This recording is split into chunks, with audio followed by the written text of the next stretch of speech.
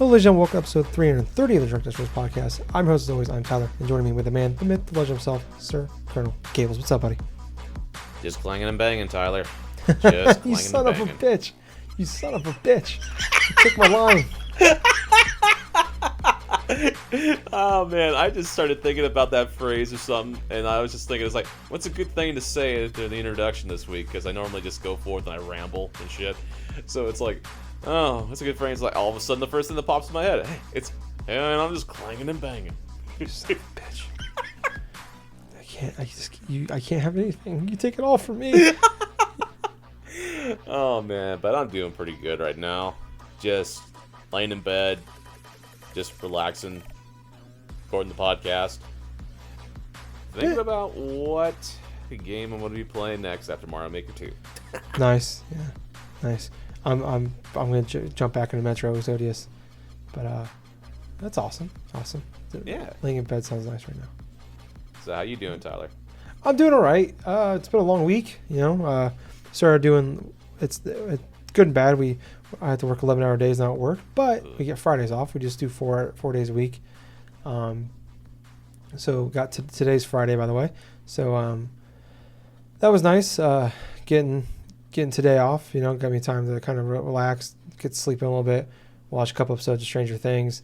So I've been doing a lot of that, but it's a little less free time, so it makes it a little harder, especially with the girl working nights. So trying to balance that still. So I just got into a rhythm with us being able to hang out at nights for a little bit, and me still getting my sleep. And then we changed the schedule on us, so getting to refigure that out. And then we actually started on Wednesday night. Her and I started doing Uber Eats, like delivering Uber Eats. Okay. Yeah, so it's kind of like we want to be able to do something that doesn't like involve us going out and spending a bunch of money on shit. So we decided to do Uber. We were going to do Ubering. We signed up, and I got approved to Uber. But we were like, after we thought about it, like, do we really want to do Uber? Like Uber people around, deal with like, I don't like talking to people. It'd be awkward, and then it would be usually be a bunch of drunk people. That doesn't sound like very much fun. So we decided like you just do Uber Eats. You make a little less money doing it, or could, but it's a lot easier. So it's been kind of nice. So like Wednesday night we did it for the first time for like an hour and a half, and from like 11:30 at night to like 1 a.m. And we actually it was pretty fun. Like we have a nice little system where I drive and she like uses the Uber app to like where to drive and go. She gives me directions, and then she gets out, gets the food, and then she gets out. And I figured we talked about like it's probably better for you to go handle the food. Like you want the fat redheaded guy, or do you want the hottie dropping off the food, the hot girl? So we both discussed it over many hours and decided that's probably best. Even though I was upset about it, I'm like, I'm pretty good looking. I think I have sideburns. They're pretty cute. But she won out. She won out, and we decided that she's gonna drop off the food. Yeah. So Wait, so you get that one customer or something like that where it's like, no, yeah, it has to be him. Yeah, I want him. Bring me the boy. Freaking love that Man Show reference. Yeah. No, it's been pretty cool. It probably throws people off though, because like my face is on the profile on the Uber, so we're going to switch that around to hers, because it probably throws people off. They're expecting me, and they get hurt. Yeah, it's like you don't look anything like an overweight redheaded ginger. So this is much better. Yeah, so yeah, it's been fun. That was fun. We did that for like an hour and a half Wednesday night. Made decent money. It's not like you're not gonna get rich off of it, but I think we made like $33 for an hour and a half. Oh. Yeah, and it's funny though, because like it's pretty much all like these people are high or drunk for sure, because it's like we went to like this little Mexican place called Arbolardo's that's open until 3 o'clock in the morning. All of them were Arbolardo's, that place, and then McDonald's. So we kept going back and forth to the same two places over and over again, picking up food and taking them over. And then we did it last night for since I don't work on Fridays. We both chugged a Red Bull and went did it for like about 3 hours or so, and made a good chunk of money last night doing that. A couple of them sucked though. Like one of them we drove like it's hard to explain because it's like most people that listen to this don't live in Des Moines, but like we basically drove like from like I don't know, probably half an hour driving or so. Like, this is like a half an hour trip for this whole thing, and the lady didn't tip us at all. Like we went from like the poor side of Des Moines to one town over to like the rich area, and the lady doesn't give a shit. So Yeah, that's so expected. yeah, so like 40, like niche. yeah, Yeah, it's 40, based off like old lady. yeah, and that's what's crazy is like Courtney mentioned, like it's kind of crazy. We're on the poor side of town, and like the poorer side of town, like the lower middle class and the actual like poor side, they're tipping more than the fucking people that are living in like the nice places. Like we're going in like these really nice areas, like and like really nice. Like these people make like at least $100,000 a year, and like you can't give us a couple bucks, for. You can see how far I drive, and how far we went, and how much time we spent on this. You can throw a couple bucks our way, but Could yeah, pitch in some money for gas. I mean, yeah, basically, at least give us it but we made it worth it. We did a few trips in that area, and we got our money's worth out of it. But it's been actually a lot of fun. Like we were talking about doing it, and something she really wanted to do, just kind of something we could do together and make money on the side and not go out there you and go. blow money on dumb shit. So Sounds good to me. yeah, it's great to me. We did it Wednesday night. I actually had a lot of time together too. Yeah, it's just like it's been great. We have a good system. Like we're getting along really well with it, and like she goes in, gets the food from the place, and she goes and drops the food off. It was funny that one time, one of the places she forgot to take the Coke in with her, the drink, and she told the lady, "Ooh, I forgot your drink," and she goes, "It's fine, just hold it." So the lady gave us a $6 tip on top of our delivery fee, and Courtney got a free Coke out of it, so she was happy. There you go. Yeah, but yeah, it's been pretty fun. Like I actually really enjoy doing it. Like Wednesday, I was actually had trouble going to sleep Wednesday night because I was like so like. Because usually when she gets home from work, we just watch TV for a little bit and eat some food. Yeah. It's easy. I could barely stay awake, and like for the hour or so I do with her, and then like went to bed that night. I was like I couldn't go to bed. Like that's something like I was like that was fun. I enjoyed that, and like we just made like $30 to like $33 or whatever for just driving around and like just hanging out together and doing this. So it's been a lot of fun. We're gonna do it again tonight actually when she gets off work. Ooh, so there you go. yeah, so I think we're gonna do it like every Wednesday, Thursday, Friday, as long as I'm not working Fridays. My biggest thing, man, is just keep careful, man. Just stay safe. Yeah, That type of shit, because you don't know who you're gonna meet in those type of situations. well, I got Courtney to protect me, so I'm okay. So she's a tough girl. She can kick everybody's ass, including mine. But yeah, no, yeah, it's been cool. Like, everybody's like been super. Like all the people we've dealt with, we haven't had any assholes or anything like that. Yeah, so it's been cool, and we're hoping to make. It's Friday night, so figured everybody's gonna is out, or a lot of people are probably getting food ordered. So figured make good money. And it's like Saturday night's like our date night. So it's like gonna be like where all the money we make from this is gonna pay for us like going out to dinner and movie and stuff. There you go. Yeah, so it's been fun. I've really enjoying doing it. So I think hopefully we keep doing it because it's hanging out. We're hanging out together and we're making money at the same time. So that's been my week. Nothing too much crazy other than that. I haven't got to play too much more games. I played a couple more, probably another hour or so of. No, I played a decent amount over the weekend, but throughout the week I've only played probably another hour of Mario Maker. But still, not a lot more to say on top of that. Just still loving jumping into that, playing that, picking up. I'll play it for 45 minutes or so at a time, 30, 40 minutes or so, whatever. And then like to go in like all the people I follow and try out their levels they made and check those out. But yeah, it's been a blast. Still having fun with that. I haven't done any more of the single player stuff though. I've only done the first handful of levels. But yeah, no, just more Mario Maker for me. Like I said, fortunately don't have much more to ask or add to it. I'm sorry. And then I'm probably going to hopefully maybe this weekend jump into some Metro Exodus. But you've been playing, Gables? Well, let's see. I have been playing. Actually, before I even get into the main stuff, though, I will say that I have tried to restart another character file for Borderlands 2. Oh. I saw this glitch. Actually, I saw this like a couple set of things on YouTube a couple nights ago where it's like, hey, you can actually get this like free experience thing while playing Borderlands 2. And so I look at the video. I think to myself, it's like, hey, well, this is going to be interesting. Let's see if a little of this stuff has worked. So it's like, I'd spent a good solid like hour and a half a couple nights ago. Actually, starting up a new character. I started it from like level 1, a siren, and I haven't given her like any type of like name or anything else that I would like to like have her named as and stuff. But well, let's see.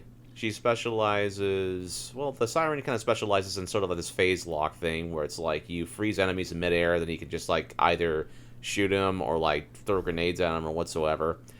But yeah, I'm finally up to that part where I completed this one mission by Dr.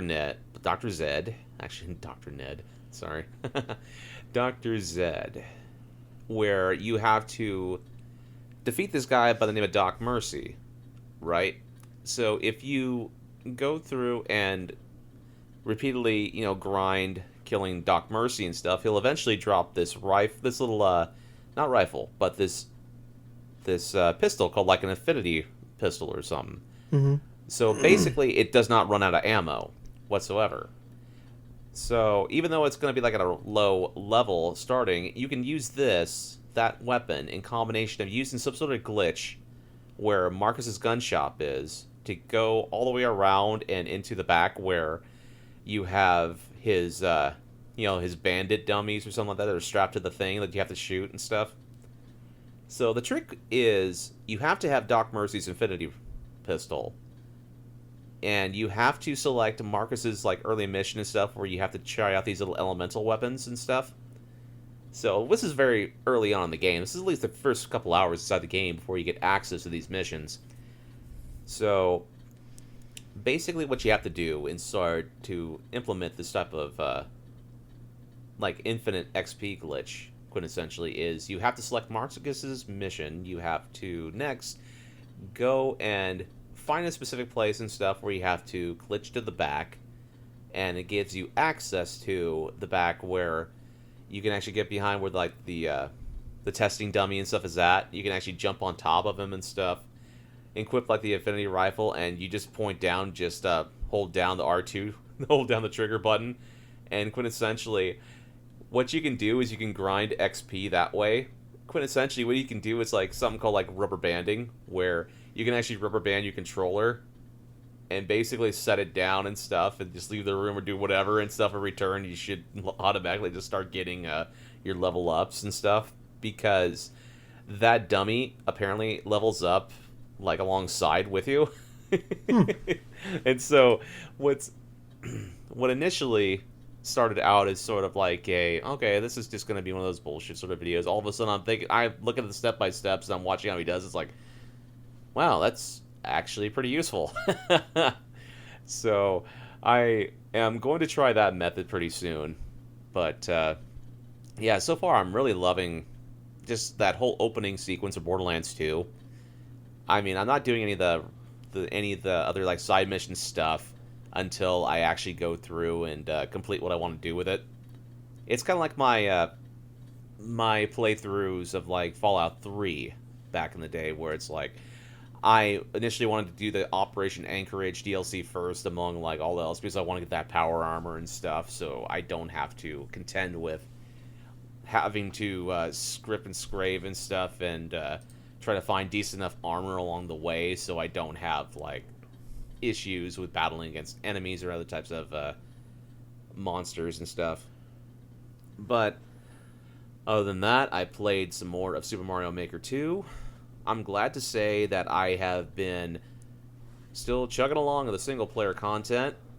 I am currently at 70% completed for the castle. Wow. Okay. Yeah.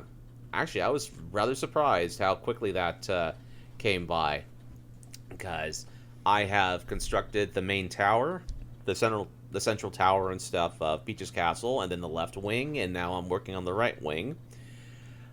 I have played some fairly creative levels. I mean, holy crap. There is one level where I'm having trouble completing because I don't know where the hell this one, like, last key or whatever is hidden in.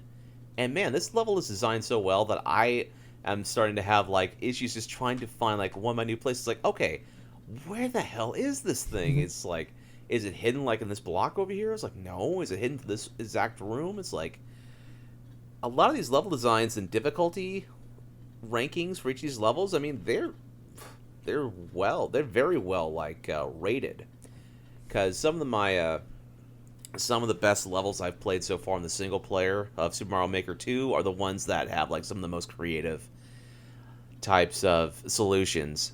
Like there's this one level where you completely have to use this on and off switch and try to beat the course as fast as possible. So you're basically given 30 minutes to complete this stage, and along the way you have to hit these on and off switches in order to switch between like platforms being blocked off or certain platforms disappearing. And by doing that, if when you time the rhythm correctly, you'll be able to go through and clear the course. That took me like about 3 tries roughly. And I gotta say, man, it felt so satisfying once I got to the end of that stage. I have forgotten how awesome it is to try a Mario stage for the first time, where it actually feels somewhat difficult at first, and then when you die over and over again and you get that satisfaction of finally clearing it, I mean, it's just awesome. I mean, I'm not some sort of like Mario speedrunner or anything. I don't do those stupid like Kaizo type of stuff. I'm not like Grand Pooh Bear or something like that, like playing Super Mario Bros. 3 for a living. No, I'm just someone who loves playing old school Mario games and finding these type of levels, just working my way up to where I can understand the game, like say on a molecular sort of level. It just gives me clear satisfaction. It's just another emphasis of me loving classic games even further, even though it's presented in a new way, but it's still the type of games I love to play. But, oh my gosh, man, Super Mario Maker 2 is incredibly fun. I am definitely looking forward to playing some more of that when I have the chance. And man, I'll tell you what though, I can't wait for the new Fire Emblem game when that comes out in a couple weeks' time. 2 weeks from today. Yeah, 2 weeks from today, and I'm just kind of feeling like an itch to play like an old not like an old strategy game, but just something new Fire Emblem related. Because when I completed Fire Emblem Fates, I think it was Birthright or something like that, on the 3DS a couple of years ago, I liked the game, but I was just kind of wanting more for some kind of situation, because well, at the time, I kind of felt like the game was good, but yet it wasn't kind of like how I enjoyed Fire Emblem, like the other Fire Emblem game. I think it was, oh my gosh. It was the first Fire Emblem game, Awakening, that's what it was. It was Awakening on the 3DS. I felt that one was more approachable in terms of introducing new players. And at the same time, I got a lot of the basic mechanics to where I felt like I could progress without having to constantly reset the game because of not only stupid mistakes that I would make, but the fact that, you know what, I understand that the game has an option where characters die if you make a mistake, but that was some of the most frustrating times I had playing Fire Emblem, especially Path of Radiance on GameCube, where I'd mess up and all of a sudden one of my characters dies, and I'm like, oh my god, I need this character in order to go through this, and this. But yeah, for Fire Emblem Three Houses, yeah, I'm just fairly impressed with the way that it's been presented, how it was kind of a swerve, you know? It was introduced like as some sort of, it almost kind of felt like, okay, you had to choose a side and stuff like this in order to get these elaborate houses. Are you for this side? Are you for that side? Or are you for this side in the middle, you know? It's like, it went from like a bland sort of experience like that to all of a sudden the story kind of evolving as major story events happen inside these trailers, and it's like, okay, now it feels fairly fascinating to me. So I am itching to play another strategy game, like not like a real time, but like a turn-based strategy game. But yeah, other than that, man, it's like I have been playing games, but I haven't really been playing as much as I felt like I want. Yeah, it's always the case though, right? Yeah, unfortunately. Yeah.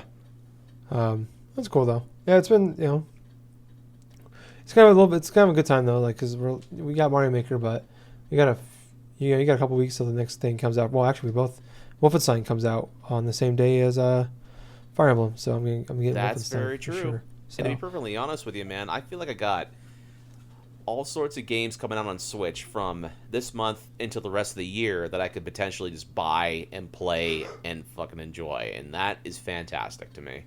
Yeah, true. That's actually a good segue into our topics for the week. First one, before we get to the big one, actually, is talk about games that continue to play on our Switch. Like we got Fire Emblem later in the month. Next month we have was Astral Chain at the end of August. Then in September we got Luke's Awakening. Yep. And what's the Daemon Ex Machina? All Daemon Ex Machina stuff, yeah. Then November we have Pokemon. No, I think I'm Sword forgetting and Shield. some. Oh, Sword in and Shield. October you're missing Luigi's Mansion 3. Yep. So that's the big thing. That's that's what's crazy. That I was thinking about it is just popped in my head. So the leak is on Amazon Mexico. They posted up there October 4th is a release date for Luigi's Mansion 3, which is only 2 weeks after Link's Awakening. Oh man. So that's what I just thought of as we were talking about it. And I figured October seems right. I think that's where a lot of people were guessing was October. That's like August has already got something. Like there's no way it'd be August when they're not going to release that game with a month's notice. Maybe October makes sense because it's Halloween, things like that. That's only like really slow period in the between Link's Awakening and Pokemon. So you have about 7 to 9 week gap. Right. So it makes sense in there. I think October's right. If I had to put money down, I'd probably say this is probably the date. But I was thinking like more middle to end of October. Yeah, that's what I would have figured as well. Either being the second or third week of October would have made sense for the release of Luigi's Mansion 3. But yet with this new recent thing, I even saw it on Twitter today where some Mexican retailer had the release date be like October 3rd or October 4th or something like that. And that just kind of felt off to me. It kind of felt like sort of like a placeholder date for something. Yeah, I mean, it is a Friday, though, and Nintendo likes releasing their games on Fridays. True. So I think that I would, like I said, if I had to put money down, I'd say that's probably the date. Holy shit, I just realized Madden comes out July 30th. God damn it. July 30th? That's really weird, dude. Yeah. It's usually in August that game comes out. Yeah, it's usually like the first week of, like the first Friday of August, so whatever. So it's coming out July 30th. I was just looking at. I was like, what does October look like for me? And it's like between Link's Awakening and Death Stranding on November 8th, I got nothing. So this works for me. But yeah, I don't know. That's yeah, like I said, it feels off. It feels too early, maybe. But I mean, by a week or two, which by whatever. But I don't know. I think that, like I said, I think that date makes sense. It's definitely a game I am really excited for. I want to see more from it. I feel like we haven't seen it. Like it's been at the last 2 E3s, or no? Was it in the last 2? Was that last E3 or was it a direct it was at before last E3? Which game was that? Luigi's Mansion 3. It was at I this. think it was a couple E3s ago. Actually, it got announced, and then we saw a little bit of footage this past E3, and it's like. But we saw footage before that, but I don't think it was. I don't think it was last E3 though. Before it wasn't an E3 presentation though when we first saw this. I think it was actually just a random Nintendo Direct we had. Okay. I think it was after. I'm wanting to say, or possibly a bit before. I'm not sure. Okay, that makes more sense. But yeah, it's a game I do want to see more from. But I don't know. I don't know why I'm saying that because I'm buying it regardless. Like, it's so stupid.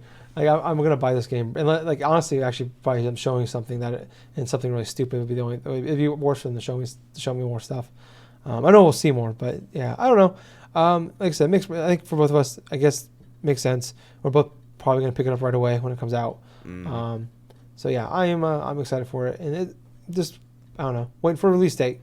So maybe we got it. I don't know, but moving on to the big thing that happened this week for Nintendo.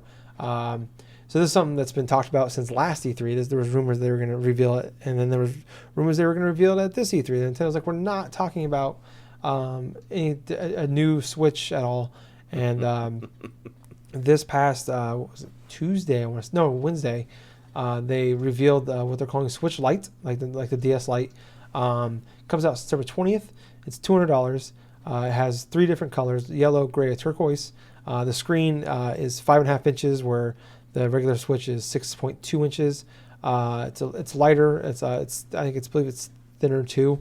It's a little smaller. The D-pad is actually a D-pad. It's not separated at all, so that fucking is sexy as hell.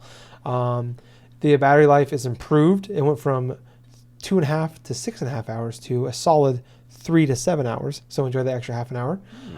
There's no IR HT rumble in the Joy-Cons, because it makes sense because the Joy-Cons do not detach. It doesn't dock at all, so you can't even dock it if you wanted to. And I think actually that's pretty much the main thing of it. But yeah, so coming out in 2 months, a little over, $200. I don't know. I mean, we both have Switches. This is not our thing right now at all. There's no purpose for us to get it. But I don't know. What do you think of this thing? The design looks so clean. It looks I mean, seriously. It might be the most fuckable console now. It might have just bumped up my list. No, I wouldn't go that far. But at the same point, here's the thing about it. When they revealed this little Switch, this Switch Lite, I didn't learn about this until one of my coworkers got back from his lunch break. It's like, hey man, they're going to release a Nintendo Switch Lite. I'm like, what? Man, don't tell me anymore. I'm going to go for it. I'm checking it out on break. So I go on my lunch break. I go into my break room. I sit down, I pop up YouTube, and then all of a sudden I watch this video from Nintendo. I'm seeing people do their various reactions and stuff like that. But I watched Nintendo's, I think it was like a 6-minute video or some shit like that. And basically, the first color I see is this yellow. And I'm thinking to myself, wow, this device looks awesome in terms of the button layout, in terms of the size reduction, and in terms of what it basically is supposed to do, which is not only a cheaper Switch console, but it eliminates a lot of the features that, for people who just want to have handheld only or just want to game on the go, this is definitely for them. This is more specifically aimed towards a market. One, it's a cheaper alternative than the actual Nintendo Switch, so parents are going to be buying this for their kids come the holiday. Two, you have a specific model of Nintendo Switch Lite that's going to be revolved around the current Pokemon games that are going to be coming out this November. And that special edition one looks awesome. I love that.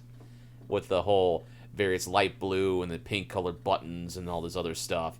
But mainly you have a clear alternative for people who, like I said before, if say it definitely feels like this is aimed towards people who have not invested inside of a Nintendo Switch, or they just don't want to have that those extra features or something like that. So without even holding this console inside my hands or something and actually testing itself, I can feel like that this is definitely an improvement upon what the original Switch model would be. And honestly, for people who invest inside this Switch Lite, say if you already own a Switch or something like that, it's definitely for little bits of features, like say an actual D-pad. That's one. The longer battery life, even if it's like a half an hour or something, that is definitely a good factor. The ability that it can actually fit inside of a good sizable case and be portable without having it stick out for any type of reason. Which, by the way, that's one of the main reasons why I don't bring my Switch with me to work often, is because I put it in my lunchbox, right? And it's like about a couple inches that stick out of that freaking lunchbox whenever I try to zip it up and everything. It's just so obtrusive when it comes to that. But the good thing about this, man, is you're not dealing with these Joy-Cons that have little IR functions or these little motion sensor type of stuff. No. Everything is built in like an actual handheld, It's it definitely gives me the vibes of the 2DS in some regards, because you basically have just a standard device, and honestly, not so much, maybe not just like the 2DS, it gives me the clear thing that this feels like an actually evolved form of the PlayStation Vita in a way. Because you have the touch screen, you have all the random buttons and stuff. This feels like a complete, almost like a Nintendo Vita. It definitely does feel like a Nintendo version of the PlayStation Vita in that regard, because it's smaller than the actual Switch console itself with the Joy-Cons attached. It's got like better button layout and better like D-pad stuff in my personal opinion. And on top of that, you got a screen that honestly I feel like it's probably going to be kind of the same lines as the Switch's current Switch's like screen size, and which makes it pretty much decent in my personal opinion. But overall, I like the design of this Switch Lite. I don't like the selection of the color choices because these color choices are weird. I was talking to a friend about it online yesterday, like a couple days ago when the thing was announced. It's like, because she was talking to me a little bit. It's like, oh, you don't like yellow? You don't like turquoise? It's like, no, that's not the issue here. I love, like, say, yellow. It's a nice mellow color. Turquoise, a shade of blue. I love blue. That's one of my favorite colors. But you have yellow, you have turquoise, and then you have gray. And I'm like, what the hell? That really does not feel like a light color at all. It feels like kind of like a mixture of some like hodgepodge stuff. I mean, for example, if you want to have the appearance or the emphasis of like, say, a light color or light feel, why not a green? A light green? Why not like a light red? Or hell, maybe go exotic. Go like an atomic purple, for God's sake. They definitely have all these different color options at their disposal, which they've done previously. Nintendo has for various consoles and different handhelds and such. But I kind of felt like that was sort of like a weird aesthetic choice. I mean, at that point, why don't you just use like black and white? Black or white, like they've done with the DS Lite before, or they've done with like The Switch. The Switch, Yeah. But other than that, that was like the only thing that I found kind of perplexing about it. It wasn't necessarily in terms of performance or in terms of that. It was more or less the options of the weird color choices. But what did you think about this, Tyler? I think that those colors are coming, but they're going to bring them out in time. That's Yeah. their way of increasing their sales. Instead of make them cool. Have people. I bet there's tons of people out there when they keep releasing new 3DSs, the colors, and here's the Game Boy edition, here's the Super Nintendo edition, here's the whatever Pokemon edition, things like that. People will buy those. They'll buy multiple versions of those. So I think we'll get those colors eventually. I bet there'll be a Game Boy one. There'll be a new Pokemon one. There's gonna be we've already had how many different versions of Switches coming out with like Smash Brothers and Pokemon and stuff like that. So Well, yeah, of course, we've had those type of models come out too. So I think we'll see more of that over the next couple of years. We talked about this a little while back when the first kind of the news was really starting to come together a few months ago, and we were both kind of poo-pooing the idea of like, what is this outside of selling the Switch without the dock? And I think coming out the way they showed it off, the way they talked about it, I think they did a really great job of like, Yeah. I don't want to say they sold me on it as far as like, 'cause I'm not going to buy it, but I don't know. I guess they sold me on it. I don't really think of a better way. Like, I as an idea, I'm like, okay, this makes sense. This is cool. It's $200. Like, this is the portable version of it. This is basically taking over the 3DS. I mean, they won't say it, but the 3DS is dead. These are the games. Well, yeah, even with Nintendo going on record and saying they still want to support like the 3DS stuff, that's just basically Nintendo. It's just business speak.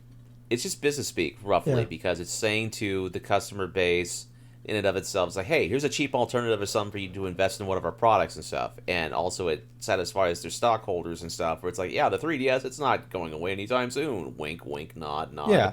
It's like PlayStation saying the Vita was still alive 3 years after it died. That's so true. So yeah, I don't know. I think it's really great. The smaller screen kind of sucks, but you're saving $100. This is supposed to be a portable device. So I mean, you made a good point at making this. This is like the Nintendo Vita, where the Vita, the big issue is, and something I've talked about many times, is that they try to make like console versions, like light versions of console games. Like we had like a Call of Duty that was a half-ass Call of Duty. Right. Then we had like a half-ass Uncharted game, a half-ass Killzone game. Like it's just all these games that came out to it that are just half-ass versions of it. Where like Nintendo has mastered it. We're like, here's this whole different experience on handheld that you can't get on the consoles. Like they give you a reason to go there. Like these are completely different types of games. Sometimes you'd see like Captain Toad's Tracker would get like that would be on both consoles. Mario Maker got a bad version on the 3DS. You'd see them from time to time, but for the most part, and most of the time when they did go on there, like it worked, it was fine. But they always did a great job of like giving you a reason to go to both or go to one. Like there's a reason to get one or the other. Right. And with that in regards, and also with that in regards to my comparison with the PlayStation Vita along with this Nintendo Switch Lite, it kind of makes me think that this is sort of like the full extent of, say, like what the PlayStation Vita should have been in regards. I mean, Nintendo Switch in general, this is definitely what the PlayStation Vita should have been at its launch, with its inception. It should have been a device to where you get console quality games on side of your handheld on the go. Nintendo Switch has already proved that definitely is the case with its system, and with Nintendo Switch Lite that's coming out this September, it's definitely a marginal improvement upon the original Switch's design, and also kind of gives that sort of sense of, okay, this is definitely gives like the aspect of, hey, this is going to be not a downgrade in some people's like eyes or opinions and stuff, because there are noticeable improvements upon the control, of battery life, of different aesthetics and colors that people have wanted. But at the same time, it's like, yeah, it's like, it feels like an entirely realized vision of, say, like the PlayStation Vita in that regard, in terms of the aspect of console quality games on a handheld device. Yeah, you're getting real console, like actual console games on your handheld device. Like these aren't piss poor ports or knocked off versions. Right. This is not like a knockoff PS3 port or something on the Vita, or this is not a knockoff PS4 game like ported to the Vita itself. No, this is actual, like, you're getting Breath of the Wild. You're getting Breath of the Wild on Switch and on, just on the Switch and on the Nintendo Switch Lite and stuff, and there's no compromise, pretty much. Yeah. So yeah, I think it's it's great for that. And that D-pad looks so sexy. I just want that D-pad. Like, and they even came out and said that, hey, like, yeah, don't expect that coming to any Joy-Cons soon, which sucks. But I don't know. I think it's getting rid of the IR and HD Rumble. That's smart. Save some money and probably adds to the battery life. What does for sure add to the battery life. That's probably where they make up the half an hour ads right there. I'll tell you what, though, the main thing I actually use my Nintendo Vita. What I generally use my Nintendo Switch for is mostly when it's docked mode, because whenever I play the games in handheld, I absolutely hate the button D-pads on the left side, and I also have problems with holding that console for an extended period of time, where my thumb gets in this awkward position to where it starts going numb after a while when I'm playing games, and I don't like that. It's not kind of ergonomically fitted for my hands. I got big palms, but I got like small fingers. So it's like I try to do like this sort of like a cradle sort of motion or something with my right hand, while try to like have my right thumb or something on the right analog stick, or like try to move up with the buttons. With that extended period of time, it makes things like really awkward for me to try to play games.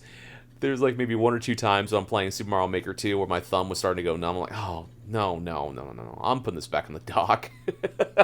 And just use my Pro controller. Which, you know what? That wouldn't be so much of a problem with Nintendo Switch Lite, because I have a functioning D-pad where I don't have to use those button D-pad stuff with the Joy-Cons, and I don't have to worry about my thumb or my hand going to sleep because of some stupid crap arc shit that I'm doing with my hands. Yeah. Yeah, no, I get you. I think it's cool. I mean, it's definitely something I have no interest in getting, like I said, but well, yeah, I understand. But I don't know. I feel like across the board, I mean, the battery life, that sucks.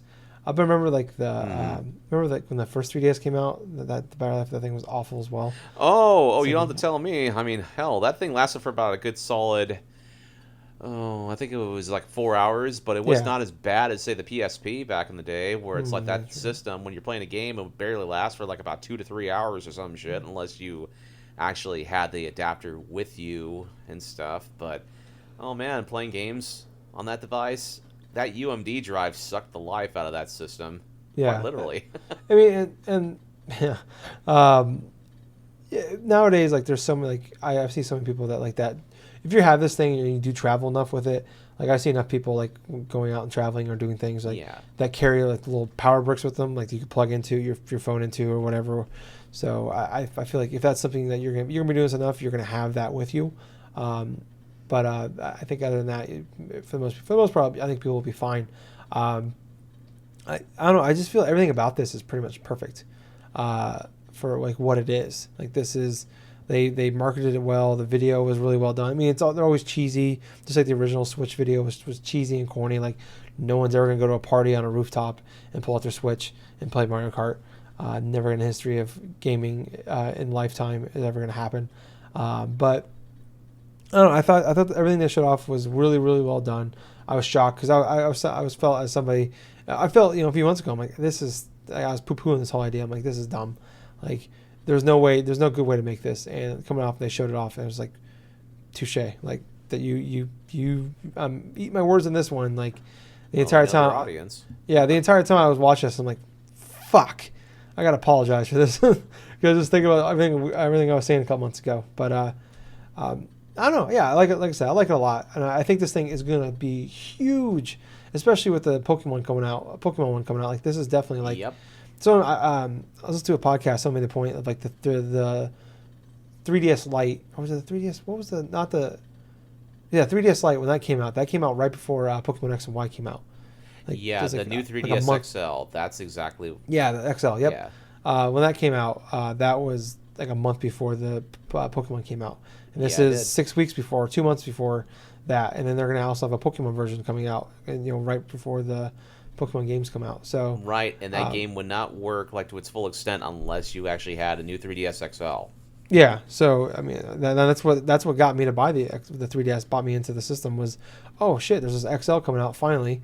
It's better, it's bigger, and then also this badass Pokemon game that I'm interested in for the first time in 10 years. So you have that. And then I was talking to Justin. Made a good point. He texted me. He's the one that told me about it. And I was like, "Holy shit!" I didn't I was at work, didn't know anything about it, and saw that, and I watched it. Snuck up to a back corner and watched it. And he made a good point about about the Switch Pro and everything like that, and talking about that. And it's like almost like the Holy Trinity kind of thing, where like maybe they're gonna have like there's the regular Switch like we have, and then there's gonna be the handheld version. And then maybe there's a Switch Pro that is docked only. That actually would be that makes a hell of a lot of sense, because wasn't Nintendo touting for years or something about like third pillar in terms of like specific game systems or different types of like handhelds that were supposed to represent like potentially being like a third pillar stuff? Like, for example, I think they were talking about phones with that, but I mean that's not taking off what they anticipated. But no. The example I was giving though was back in the day when they had like the Game Boy line still, and they had the GameCube, and they introduced the DS as being that third pillar. And it's kind of funny that you can actually make certain I know this is kind of like a wild like in comparison and stuff like that, but I kind of compare that to what we have with Nintendo Switch now, where it's like you have the Nintendo Switch Lite, which is basically it's quintessentially a Game Boy, with its various points. Then you have the Nintendo Switch in and of itself, and then potentially maybe 2020 or 2021 you have Nintendo Switch Pro. This is going to be like a traditional game console where it's just basically going to be that, like a traditional game console that doesn't undock or anything. That's going to be probably have a different type of chipset and everything else. That's probably going to run your games like a lot better than what we would expect from the handheld iterations, and that honestly to me, that's something that Nintendo personally has been trying to strive for a while, having like 3 different products that they could cycle through, but this time around is playing the same games across these 3 systems. Yeah. So I don't know. I thought of that, and like talking to Justin a little bit about it. I thought about that. I'm like that would be like perfect. That's the perfect. Like you got the handheld only, you got the actual Switch, and then you got the Switch that can't switch. Like 2 or 3 things can't actually switch. But the meaning has been lost. But still, like it's selling well.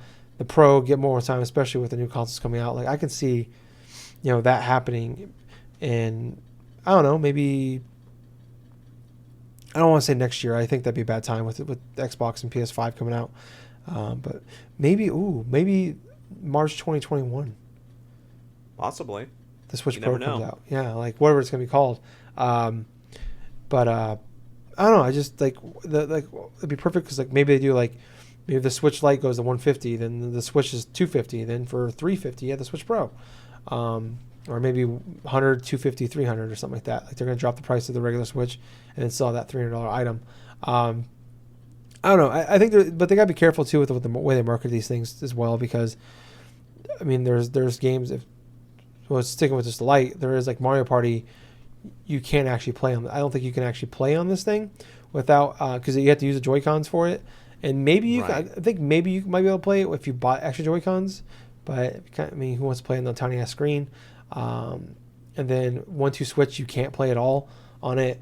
And then there's actually certain games that can only be played in handheld mode that you can buy on in the eShop. So maybe if the Switch Pro does happen, it's docked only.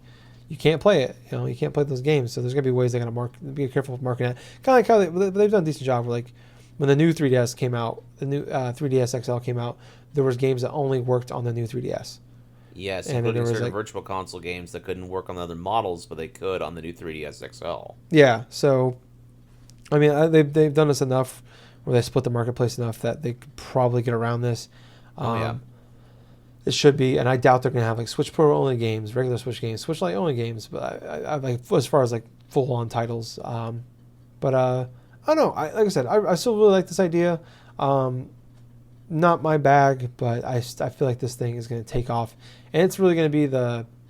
I don't want to say the second life for it because we're still like the Switch is probably. I think it's still the highest selling console pretty much Yeah, every it month. still is. And quintessentially, they're trying to continue momentum and stuff. But Yeah, that's yeah. it's a great way of putting it. Continuing the momentum, instead of letting it die off and slow down, and let other people take over and lose that narrative. Like they're just going to keep it going. They're doing that just because of the fact that it's so close for the next generation of consoles coming forward with the next Xbox and the next PlayStation systems that they're doing this to keep momentum, so that's not going to lose any ground. Yeah, I feel like with this and with all the games that are coming out for it, we don't know much about 2020 actually, but I mean I still feel like there's thing is gonna probably the Switch will continue to be number one selling console every month until Right. probably the new consoles come out next fall. So Yeah. yeah, I don't know. That's safe to say. Yeah. Anyways, I love this. I think it's great. It's going to sell well. But yeah, Gables, anything you want to add? Or is there something else you want to talk about before we head out of here? Or you want? There's one thing I did wanted Okay. to talk about, but it's probably not going to be as long as what we just got through discussing. Yeah. And that was the topic for Assassin's Creed Odyssey. Oh yeah, that's right. I'm sorry. Yep. Well, here's the thing about it. What's kind of funny is there's these news articles that are coming forward and stuff about Ubisoft potentially like banning players upon this story maker aspect of Assassin's Creed Odyssey. So quintessentially, what players are doing, they're going through like the tools and stuff, but they're creating these missions that farm like exuberant amount of XP and this and that and stuff like that. At first, I read through the article and I just started chuckling to myself. It's like, okay, what is one of the worst parts of Assassin's Creed Odyssey? Tyler, I'm asking you because you've played through this game. The fact that I had to spend $10 to level up faster. Exactly. The whole grinding for EXP. And what are players doing exactly? Not leveling up faster without paying the $10 to level up faster. Exactly the point. Point being, also... I don't like put on the spot, even though I know the answer. I know. And it's not something I do often. I know, it threw me off. unless I was scared. Have a point. I don't do this often unless I have a point with this. So, quintessentially, if your consumers are going through and using an exploit that you, stupidly enough, gave them access to for the sole purpose and reason of improving a game design choice that you personally made as a developer, then you know what? It sucks to be you. That's quintessentially the best way I could phrase that. Because the thing about Assassin's Creed Odyssey, I personally haven't played it yet. I've been getting around to other games, other types of stuff. But at the same point, when you take out specific things inside of a game that makes it more of a slog, people are going to drift to these type of exploits, especially if you give them the tools to do so. It does not surprise me that when they allowed for the modification of EXP inside of Assassin's Creed Odyssey, with this whole story mode based like beta stuff that they've been testing, that people were just going to use it to farm EXP. That in and of itself should be proof enough that you're doing something wrong with your game design. For example, it's like leveling up in the game has to feel good. Whether or not it's like a 20-something hour RPG, like say like a Chrono Trigger or Final Fantasy VI, or if it's something that is something that you're going to be playing for maybe years on end or something like a World of Warcraft. You have to feel rewarded and you have to feel engaged enough to want to go after that extra level. In terms of games, say like World of Warcraft and Assassin's Creed Odyssey, two different developers, obviously. Activision Blizzard for WoW and Ubisoft for Assassin's Creed Odyssey.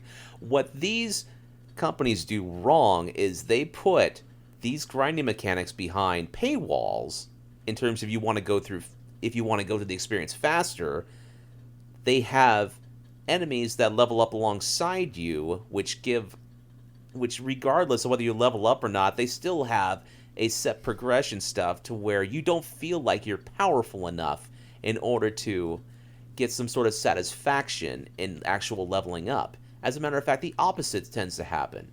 It's kind of like the comparison when I was talking to you, Tyler, like I think about a year or so ago, or when you finally finished through Assassin's Creed Odyssey and stuff, my comparison between that and Paper Mario Sticker Star, the game that I played on 3DS. Yeah. Because the same aspects sort of like apply here, where leveling up has to feel good, and regardless of whether you play a game like World of Warcraft or Assassin's Creed Odyssey or Paper Mario Sticker Star and stuff, you have to have options that are going to have your players want to play these games for extended periods of time.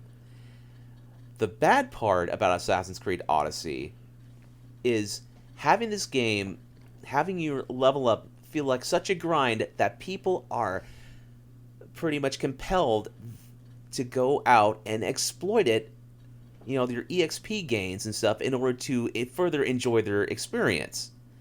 And going forth and banning players for capitalizing on like a mistake that pretty much Ubisoft made in general with the design choice of that game, I don't see why they should do that. I honestly think that the players should actually be furthermore to exploit any type of EXP stuff that they further wish. There's no multiplayer for Assassin's Creed Odyssey, to my knowledge. You're not battling against other players. You're playing a single-player game. You are responsible for enjoying a game the way you want to enjoy it. Whether or not it's installing mods in the PC version, which, by the way, game developers had tried to manipulate what type of modifications that you can apply on their game, even if it's a single-player game, try to control that little aspect. But the fact remains this: you play a video game the way you want to play it. If you want to go through and like have these infinite experience points or something, or if you want to go through and just break up the game into its nuts and bolts, manipulate code so you can further change certain aspects of your liking, hell, you bought the game, it's your choice to do so. But I just feel that Ubisoft going through and banning players just for using a type of EXP boost and stuff for this stuff, I think that's just a major FU to the fans of that game in and of itself, because they're using it to enjoy their experience by earning the set sum and then going through the game how it was originally supposed to be engaged with, which was to enjoy the story and the combat and all the various experience of Assassin's Creed Odyssey in and of itself. Not pay $10 in order to progress, like leveling up quicker because of shoddy game mechanics.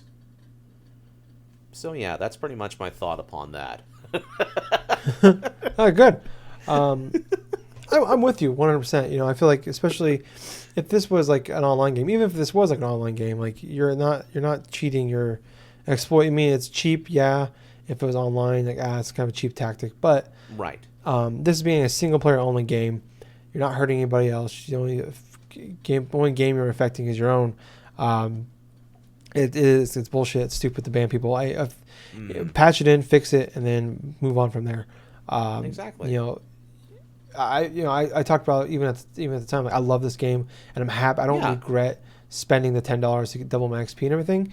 Right, but the fact that you were propelled to do so is a problem. Yeah, like that. Yeah, I didn't feel good about it, but I don't regret it. Yeah, I understand. Yeah, like because if I would have done it, I wanted to beat the game, but I still love that game. Like, so to me, it was worth it. Well, yeah, but it was bullshit. I know people understand that, but I still feel like I keep on explaining it. It's like damn it, that was I don't know. It feels cheap. And it's cheap for them, not for me, but for them to do that. I mean, it's bullshit. But anyways, it feels like, oh, well, you guys should, like, it does look bad on them because, like, when you're charging this, and that was the biggest complaint for people was, like, how slow it was to build up your experience. Exactly. Because that slow building, they're locking faster level of mechanics behind of a microtransaction. Yeah. Like, it felt like they purposely, like, lowered how much XP you should be getting in the game to, like, compel you to buy it. And the fact that they're banning people from this game for things like that, in a single player game, it looks bad, whether they mean for it to be or not. Basically, Ubisoft, while developing that game, used MMO type tactics like you would see in World of Warcraft in order to make the Assassin's Creed Odyssey, the leveling up, kind of feel like that of like a hardcore MMO that you pay monthly for. Yeah. And that's the type of same bullshit that WoW has had now for quite a long while. And one of the major reasons why I don't go back to that game and play is because in order to progress leaps and bounds in that game, you have to spend on microtransactions in it, because you say if you want to get the best gear inside of it, you have to pay $20 for a WoW token in order to go through an auction house, get the specific power armor that you need. And I've done this, by the way. I hate the fact that I had to do this in order to progress months and months, but at the same point, the fact is this. If a game is locking basic functionality behind of a paywall, that's not enjoyment. That is just creating a toxic sort of environment in and of itself. Because if you're just playing a game and going through the motions and stuff and not really enjoying it, unless you have to pay the company more money in order to unlock specific features that should have been there to begin with, then why the hell are you playing the video game? Yeah. Because there are better games out there. There are tens of thousands more that are better than what you could be playing that you're not liking right now. Yeah, very true. So yeah, I mean, I agree with you. It's bullshit. Shouldn't be doing it. But I think, Gables, that's going to wrap us up for the week. Yeah. Yeah. So thank you guys so much for listening. If you like us, check us out on Facebook. We have a page and group, Drunk Nerds Podcast. Like and join us on there. Twitter, @DrunkNerdsPod. Follow us, please. On YouTube, Drunk Nerds. Subscribe, please. Give us a big thumbs up on our show. And leave us a comment. Really appreciate if you did that. And then also on iTunes, Drunk Nerds Podcast. Subscribe, please. Give us a 5-star review. Leave us a comment. Really appreciate that. And then also on Spotify. Follow us on there. And if there's a review process at all, give us the best one you can. And twitch.tv/Colonel Gables. Subscribe to him on there as well. And I think that's good. I think that's everything. I got it all. Yeah. Once again, guys, thank you guys so much for listening. I was Tyler. And I have been Colonel Gables. So until next time, everyone, thank you very much. Play your games, enjoy your games, do whatever the hell you want with your games. But most importantly of all that, thank you for listening to another fun-filled episode of the Drunk Nerds Podcast. Hey, Gables. Yeah. Too sweet. Too sweet. See ya! And I'm out. Bye, guys.